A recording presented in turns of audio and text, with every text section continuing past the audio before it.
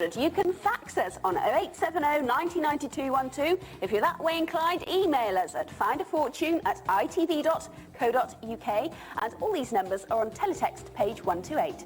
Okay, yes, please do call, because if Jane has read out your name, it means one thing: money that's yours, and we want to give it to you. And if you're wondering, oh, I wonder if that Carol will phone me tonight, well, sit tight, because in a few minutes, it just might be you. But now we go over to Tris. Thank you, Carol. I've got Sean Kent with me. Sean, you've got somewhere it's pretty obvious what you brought along tonight. Yes. Drumsticks, but not your average drumsticks, are they? No, they were signed by John Bonham from Led Zeppelin. Now, how did you get these signed by John Bonham? What's the story? My mother used to work for a car hire firm in Worcestershire back in the early 70s, and they used to come on a regular basis to hire vehicles from them. And she got to know them quite well, and from then on we've got a few bits and bobs off them. And you can see on the front there, this is where John Bonham has signed them, and you've covered them in sellotape there just to protect it, yeah? Well, not a very good sellotape job, I'm afraid. Not at that age, anyway. Well, listen, we've had them valued. Pleased to say they're worth £500.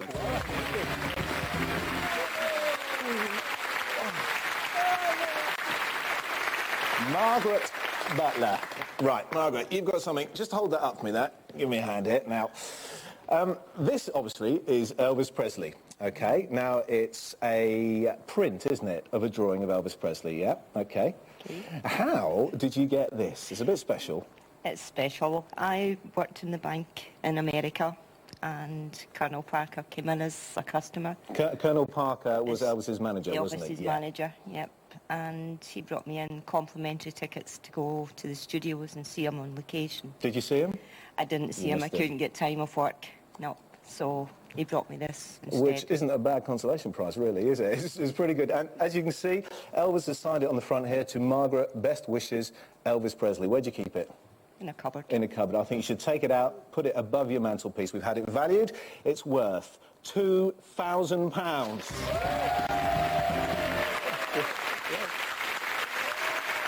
Lovely, isn't it? Well, Elvis, of course, is a great hero of his time. Have you got a hero? Perhaps your hero plays football, or she might be a big screen legend, or perhaps he or she is an artist, a very famous artist. Well, one of the most famous British artists of the last century was L.S. Lowry. Please watch this. This story is about a much-loved British artist, L.S. Lowry. Over the years, his unique paintings have become massively popular and hugely valuable. The fact is, the market for matchstick men and matchstick cats and dogs has really caught light. Just last year, a Lowry painting sold for nearly £2 million. And here's the good news. We have proof coming up that one of you out there actually owns a Lowry original. It was given to you as a child. It's worth thousands of pounds, and we think you've forgotten all about it. And to tell us more about this story, please welcome Keith Colborne.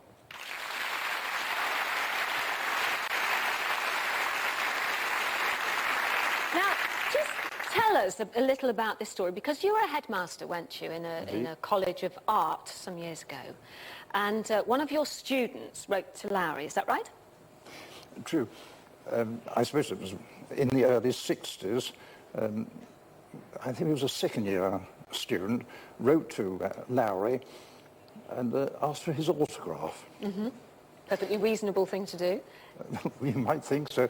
There must have been something about the letter, for instead of just an autograph, he actually sent to this student one of his sketches for a composition, and this is it. And this is it. This is the sketch that Lowry sent to your student. Yes, indeed. And it's absolutely beautiful. I'm a great fan of Lowry, I have to say, and you can see there the matchstick men, the matchstick cats and dogs. What was the name of this student? His name was Eric Young. Eric Young. I must say, why I remember, I can't imagine, because at that time I had about 400 students. But you do remember Eric Young. But I remembered him. And eventually, yes, eventually the college, you moved site, and you, this sketch came into your possession at that point, didn't it? And you've tried to track Eric Young down since then, haven't you, Keith? I tried at the time. Around that time, the college moved to new premises, and there was chaos, as you can imagine. Yeah, I can, yes. And I fancy it was around about that time, it'll be about the middle 60s, I suppose, that the drawing was passed to me for safekeeping. you can imagine the chaos of changing buildings, Yes. drawings all over the place. Students were asked to clear their folios and their lockers and didn't. And you want to give it back to Eric Young, don't you? Well, naturally, and I tried desperately to do so. Yes. Well, perhaps not so desperately as I should. Yes. I know. Well, that's why you've come to us to ask for our help. Now, we've done all sorts of different things. We've written to every Eric Young in the London area and in the Kent area. Yes, we have, and we've had absolutely no joy whatsoever. We know he worked at an interior design company. In fact, you contacted that Yes, company indeed. at some point. They don't know where he went on to. He said he was very talented, obviously well-taught You managed to find in his time. the company, too? Yes, we've been in contact, but we want to find him. We want everybody at home to try to find him, because this sketch, which Lowry sent to Eric Young all those years ago, which you, his headmaster, has kept in safekeeping ever since for over 40 years, this has now got a valuation of £30,000. So we need to find Eric. So I just want to recap on the details. He attended Bromley College of Art, which is now called Ravensbourne. Eric was a pupil there in the early 50s or 60s when he would have been about 16 years old. So he would be around about 60 years of age now. But Keith, this is a wonderful story, and it obviously shows just what a generous man Lowry was. Fantastic artist too. Thank you so much. We hope we find Eric for coming in. Thank you very much. Thank you.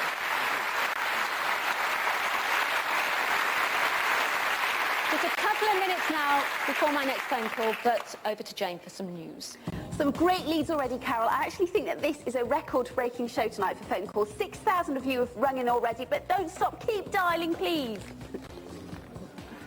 Yeah, keep those calls coming, because you really are helping us help you find your fortunes. Right, now, time for me to get dialing again. Now, it's a mobile phone, so as I'm dialing, and I hope I can get through. If your phone rings and I'm on the phone, you're going to be an awful lot richer.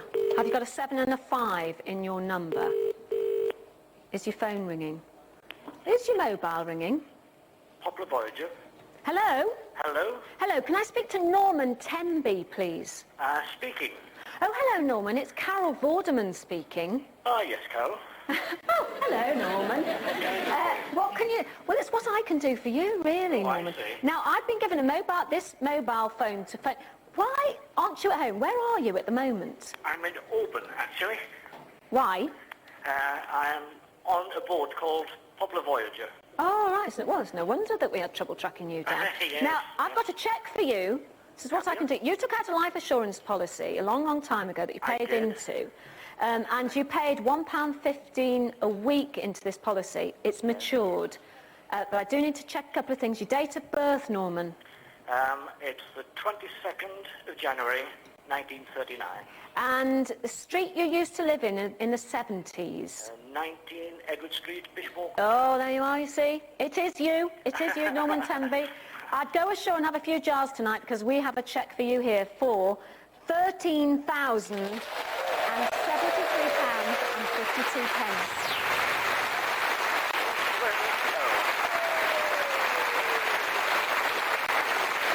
Thank you very much, Norman. Thank you very much. Glad to be of service. Thank See you. you. Bye.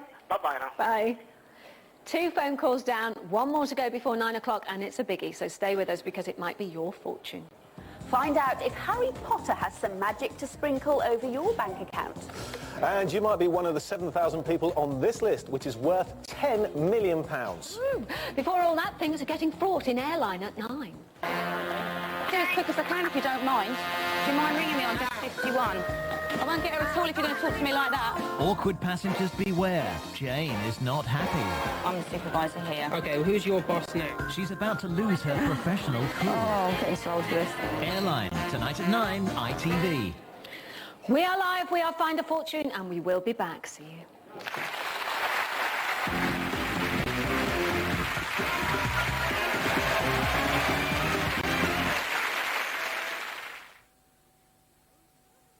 This is the amount of work a disc jockey has to do to afford the McDonald's Quarter Pounder.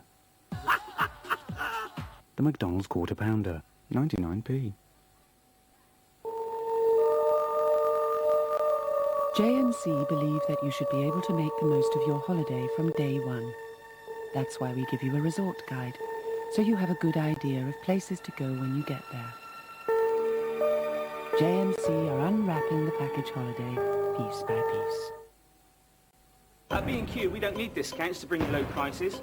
We got low prices every day, like this Beach Effect laminate flooring. It's easy to lay, and B&Q's got everything you need to do the job. And at B&Q, it's only £4.78 a square metre. All this flooring for under £120. That's the everyday B&Q price, not a sale price. You can do it when you B&Q it. Now, fear has a name.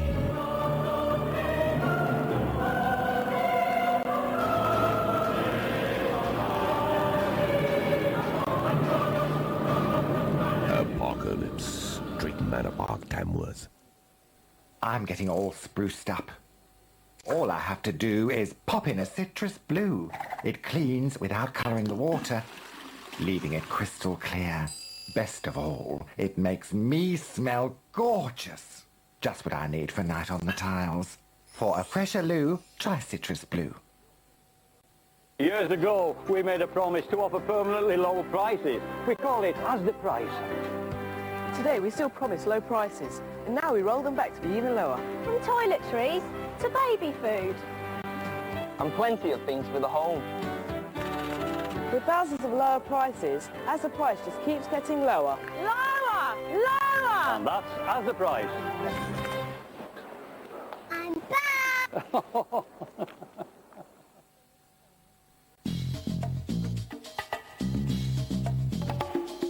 With cutting-edge design you can see,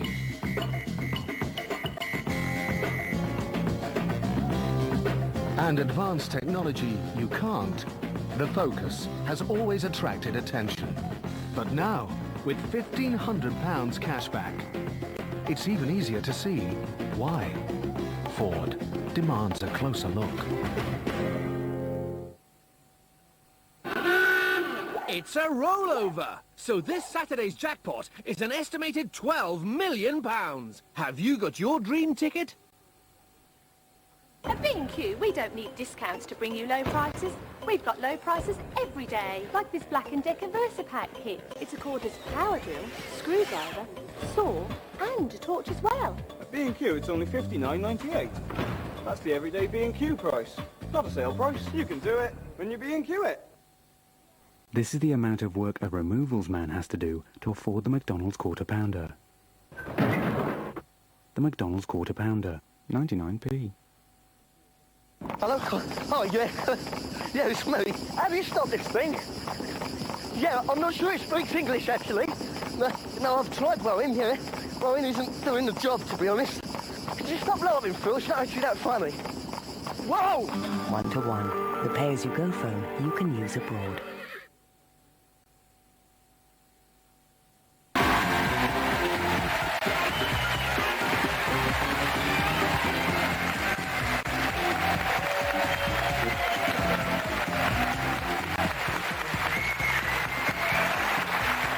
Welcome back to Find the Fortune. As always, we are live and as ever in a hurry to give money back to you. Still to come in the next 10 minutes. If you've got any connections with the building trade, sit tight. We've got a list worth £10 million coming up, and if your name is on it, we're about to build up your bank account big time. We've got news of a book. If it's on your shelf, then you'll be richer in a flash. Just like magic. He's been practicing that all day. It's still rubbish. And if you've got a 4 in your phone number or a 6, then you could be over £10,000 richer in just a few minutes' time. But first, Jane, I want to know, what's the story? What's the story? Well, the story is about a story. We're talking children's books, the Harry Potter adventures to be precise. Since the first book about his wizardly exploits was published just 3 years ago, more than 30 million copies have been sold.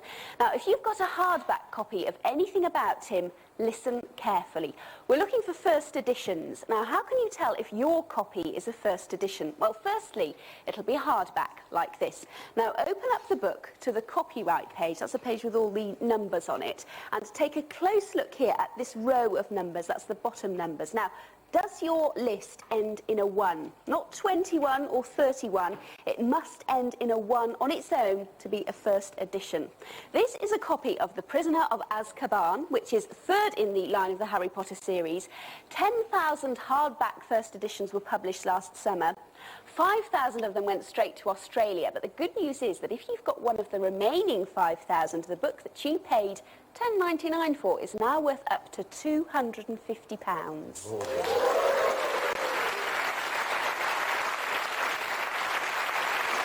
Now, Chamber of Secrets was the second book of the Harry Potter series. 10,150 copies of this were published 2 years ago. So if one has ended up on your bookshelf, you'll be very happy to know that your first edition is worth £1,500.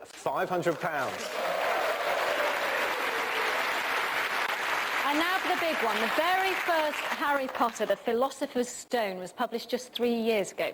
Now, because it was the first Harry Potter adventure to be published, and nobody at that time realised how popular these were to become, publisher didn't print many copies. Well, you wouldn't, would you? Just 500 first editions, to be absolutely precise. So, the books we want you to look for in this must be first editions, which means it must be hardback, and the print number on the copyright page, as Jane has just shown you, must end with a 1. That means it's the first edition. Now, if you've got one of these, a spell has just been cast over your bank account. In June this year, a first edition of The Philosopher's Stone, published only 3 years ago, sold for £6,000.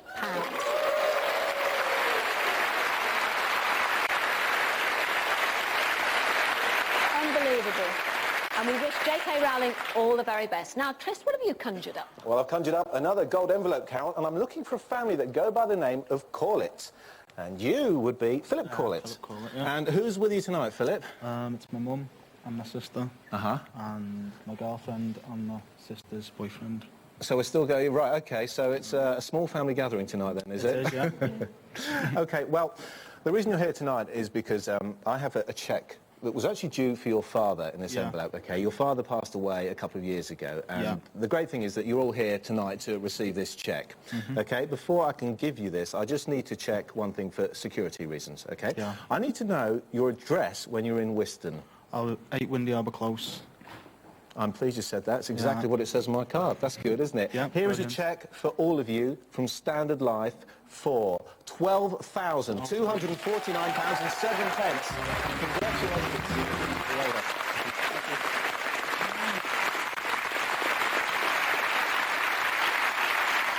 Right. You know there's nothing we like more than a list. Well, a list which means there's money coming to you if your name's on it. Well, we've had some large amounts so far this series, but this one is the biggest. It's worth £10 million. Now, everybody on this list has two things in common. They have retired, so the money will definitely come in handy, and they all used to work in the building trade. The great British builder. Over the years, he's built his way into our hearts. And if you used to be in the trade, then put down your hod and listen. Because there are 7,000 of you who stand to gain a share of £10 million. The truth is that on retiring, many builders are disappointed with the size of their pension. Now, in some cases, that could be because it hasn't actually all been claimed. So how do you know if there's cash out there waiting for you? Well, are you aged between 65 and 70? Did you work in the building trade? Did your employer pay holiday money into the building and civil engineering benefit schemes? If the answer's yes, then you could be in line for a tax-free lump sum worth thousands of pounds.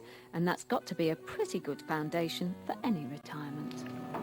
And we have tracked down just one person on this list. Please welcome Carlo Cinotti. And Carlo, you've brought in your lovely wife Franca here, your son Tony, and in the audience about 79 Cinottis as well. Hello, Cinottis. Hello. A lot of support. Anyway, we've tracked you down. We phoned you up, Franca. What happened when our research phoned you up? Well, I thought it was a joke, really. Yes. You know, somebody wanted to sell a window, and after when I realized, I said, oh, maybe it's my lucky day. And it certainly... And I passed it to my son. And then you took over from there, Tony, and that's why everybody's in here tonight. Well, Carlo, what did you used to do when you were a builder? Terrazzo. The tiling. Tile, Beautiful Italian terrazzo, tiling. The marble. Cut-away. And I know you used to work at, you laid a lot of the tiles at Canary Wharf, is that right? Yes. Okay. Right. Well, you're on the list. It was a big surprise to you. Your employer paid in contributions to this benefit scheme, which you didn't know about. I don't know. And so I've got a cheque here for you, Carlo. Have a wonderful weekend, because this is for you to spend right now for £4,700. Thank you.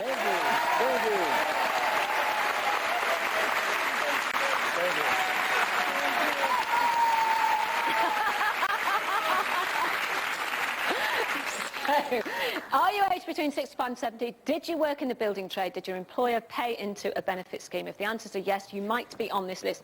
If you are owed money. Now, how do you find out if you are owed money, Jane?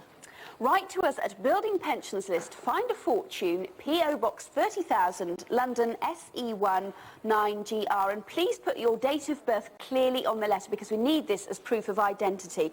We're also putting the whole list on our website, and we'll tell you how to get there at the end of the programme. Fantastic. Just 3 minutes to go until I make another phone call. But first, we go back to Richard and Lorne inside.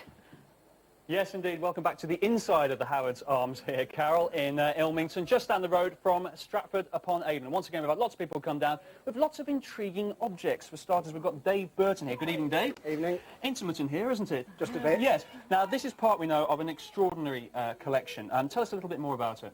Well, it's a collection of football programmes, including internationals, FA Cup finals, dating back to the 1930s. Right, is it the complete collection? Not quite. Just missing just one or two? Just a few. But this is a childhood hobby, was it not? Yeah, it started when I was about 14 years Right, old. so that's quite... No, I was going to say it's quite a long time ago, but I wasn't saying... Collecting for a long time there, Dave. Now, Lorne, I know that sporting memorabilia is on the up at the moment, isn't it? It is, and in fact you're quite right. I've had a look through all the collection, which of course we bought indoors rather than leave it in the rain. Unfortunately, you haven't got one from 1889, which is the first recorded football programme worth about £7,000, but never mind. We've got some very interesting examples. If I just move away from programmes for a minute, this is particularly interesting. I have to ask you about this. This is Nat Lofthouse. Now, in 1952, England versus Austria, he was very instrumental in England winning that game, and he became known as the Lion. Now, this is signed as the Lion, and he didn't do very many of those, so how did you get that?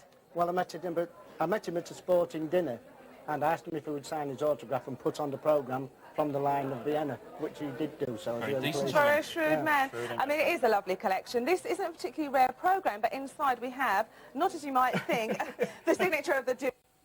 In fact, this is Ralph Amsey, isn't it? And we've also got the ticket stub, and we've got lots of things like this. This is the earliest programme from 1939. Cost 6p at the time, worth a bit more now. OK, well, how much is it worth now? What are we talking about for the collection? That one alone is worth £200, and in totality, the whole collection is worth £2,200.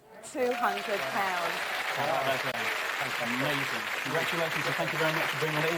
And that is not all, because you'll remember earlier in the show, Tris turned up Margaret Butler's great Elvis paintings. And Susan over here is also a big fan of the King as well. Isn't that right, Susan? Yes. A huge fan. You love Elvis, don't you, as we know. And you brought along a very special personal collection of photographs of Elvis. Now, how did these get taken? Well, I was a member of the Elvis Presley fan club, and I went to America to see him. And as it turned out, it happened to be his last concert. It was his last concert. And where were you to take these photos? About third row from the front. Those are pretty good seats, aren't they? Well, Lorne, I mean, what we're talking about here for Elvis stuff? I mean, are you a big Elvis fan? Well, I wouldn't say I'm necessarily a huge fan, but I do remember when he died, obviously, the effect was quite, you know, significant worldwide. Yeah. Absolutely. You know, the whole nation and the world was in mourning. And, of course, that was just a couple of months after this concert, which is what makes it so significant. As you know, pop memorabilia are very collectible. I would say not everybody's snapshots at rock concerts are going to be worth a lot of money, because they tend to show the main figure as a little tiny dot in the background. That's what's so different about these. They're really good pictures, and we can see Elvis clearly, the costume, everything. So where does Elvis stand in terms of collectability in the top 5, and how much is all this worth? Beatles top, although I wouldn't say that to an Elvis fan, you know, Elvis is king. With copyright, these pictures are worth £3,000. How about that? You're going to be keeping them though, aren't you?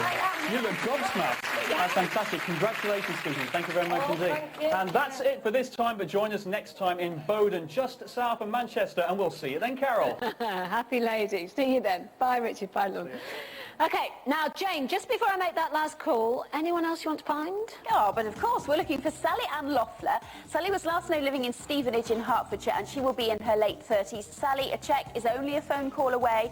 Finally, a couple called Anthony and Margaret Floyd. They were last known living near Newton Abbot in Devon, and Anthony worked as a manager of a builder's merchants. If this is you, then ring us. The number is on the screen. Right. Just time for my final phone call. It could still be you. If you have a 4 and an 8 in your number, it could still be you if you live in Scotland. And it could definitely be you if your phone's just started ringing. Hello? Hello, is that Debbie Matthews? It is, yes. Hello, it's Carol Vorderman speaking. You're joking? No, I'm not actually. No, I'm not. It is Carol Vorderman speaking. Debbie... He's gone all quiet now. I know quite a bit about you. I know that you used to work at the University of Strathclyde, am I right? Yeah. And you were a secretary in which department? The mathematics, which will be appropriate for you. Obviously the best department in the university. Not that I'm biased, of course. But I also happen to know that you lost track of the pension that you were paying into there. Yeah, I did. And you've been trying to find it? Mm-hmm. For how long? Past 10 years. Yeah. Well... we've been working on your behalf, and we've found it, Debbie. I can't believe it. Yeah, we have found it. It's administered by the Strathclyde Pension Fund, and it has a transfer value. Do you want to know how much that is? I would quite like to know, yeah. All right, OK. How much do you want to know? Really, really, really want to know? I just would like to know that it was OK, yeah. Well, it's all right, and it is a transfer value of £14,624. No! I don't believe that.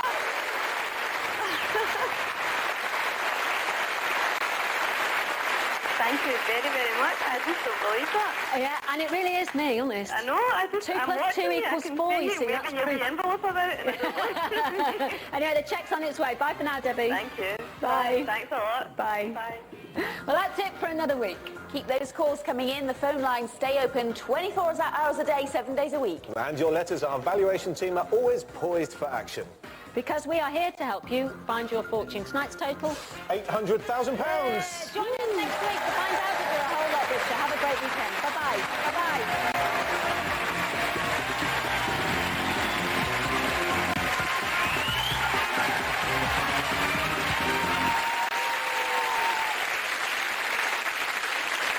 You'll find our website at www.findafortune.com. A Find a Fortune booklet will be available from the end of August with details about all of the subjects covered in this series. To order your copy, just dial 090 7150 7150 and complete an 80-second phone call which will cost £2. This call covers the cost of the booklet. You always knew she could sing. Her voice was like a crystal bell. She's a diva from Doncaster. She was always the star of the show. Very down to earth. Unique. Very funny. Quite magical. I mean, she's sexy. One of our most glamorous stars. But who is she? Join Carol Vorderman for Stars in Their Lives, Saturday, 7:10, ITV. It's quite interesting being the hunted for once instead of the hunter. Gives you insight into the criminal mind. The Magic of Moors, Saturday, 8:05. Angry passengers and frazzled staff. Another typical day at Luton Airport in Airline. Next. Here at the Inland Revenue, we're constantly working on ways to make self-assessment easier. For example, millions of you can now send in your tax return using our new internet service. Although you can still use the traditional method. To find out more and to register, visit our website. Crave a fresh, cool breeze? Introducing new Super Fresh Impulse Oxygen Air.